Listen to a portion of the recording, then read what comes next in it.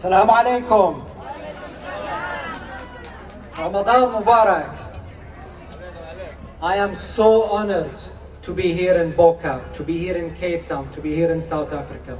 Subhanallah, this view in front of me reminds me of the communities that we have temporarily left behind in Gaza, in Jerusalem. The buildings, the warmth, the values, the mosques, your shops, your food, subhanallah, even the spicy food, it is very resemblance to that we were having in Gaza over the last 6 months. My name is Mansour Shuman. I'm 39 years old. I'm a father of 5 children. I'm a son of a mother who is from Nablus and a father who is in the West Bank in Beit Hanina in Jerusalem. I do not work in journalism. That's not my career. I have an engineering degree. I have a business administration degree from Canadian universities. However, the last 6 months, I was a citizen journalist reporting directly from Gaza as this genocide started. It all started when I was asked to help report the news in English to different TV outlets and radio stations around the world. At that time, the Zionist propaganda was very strong. They were saying that Palestinians are like ISIS, are rapists, behead children, that they are all animals and that they all deserve to die, and that we were, i.e., all terrorists. We tried through different TV media stations to tell the world, to tell the people the real struggles of Palestinians on the ground, the suffering of 2.3 million Palestinian refugees. Many of at that time were starting to get displaced in a trial to repeat what happened to our people in 1948 and 1967.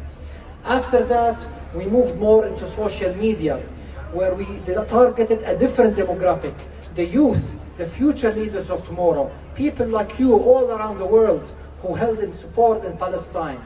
And then we continued the charity work, which you can all see throughout of Gaza Strip. Here in Bo-Kaap, I started learning a little bit about the history of your community. Subhanallah, your women here, their strength, their resilience reminds me of our women back in Gaza, back in the West Bank. Think of it, a society undergoing genocide for 6 months. Until now, that society remains stable, remains strong, remains functioning. If it wasn't for our women, this would not have happened until now. We have no government, no police, no judiciary, no reinforcements. We have the values and the faith that are represented mostly in our mothers, our daughters, our sisters, our wives, our aunts, our grandmothers, subhanallah. Similar to what you have here in Auwal Masjid. Who was it started by? It was also started by a woman, mashallah. Barakallah with the women of South Africa, the women of Bo-Kaap. May Allah subhanahu wa ta'ala continue to use you to serve His religion, to serve the freedom of all mankind. I also learned about a little bit of the history of the Muslim cemetery that was here in Bo-Kaap. This cemetery in the 1800s was tried to be removed by the occupation forces that you had suffered. And that resulted in the first revolution here in South Africa. The first revolution here in South Africa started from this community, was started by Muslims because they were attacking your cemetery. And this resulted in the creation of later what is now the ruling party here in government, here in South Africa. You need to be proud. You need to be proud here in Bo-Kaap for what you represent. And you need not to forget what your ancestors went through in order to ensure that you have this strong community here. Palestine and South Africa have a lot of similarities. You have, alhamdulillah, been out of apartheid officially since 30 years ago. However, I can still see the symptoms of apartheid in South Africa. I can see it economically. I can see that the Zionists hate South Africa right now for its stance at the ICJ, for its stance as people against what is happening to the free people of Palestine. And I fear for you here in Bo-Kaap. Please hear me. I fear for you because I know their tactics. I know how they try to divide and conquer. They have done the same in Palestine in the 1930s and 1920s.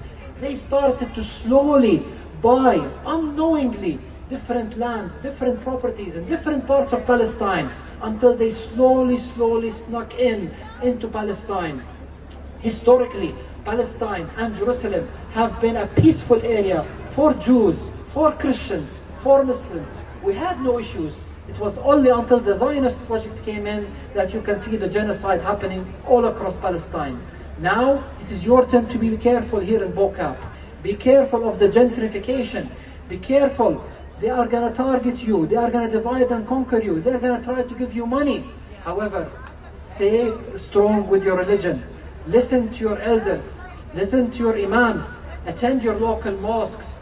And please, in the upcoming elections, be very careful. Be very careful. They are targeting South Africa. The world needs South Africa. Palestine needs South Africa. Gaza needs South Africa. Do not forget that. Jazakum Allah khair. Wa barakallah feekum. And looking forward to a great Bo-Kaap together with you all.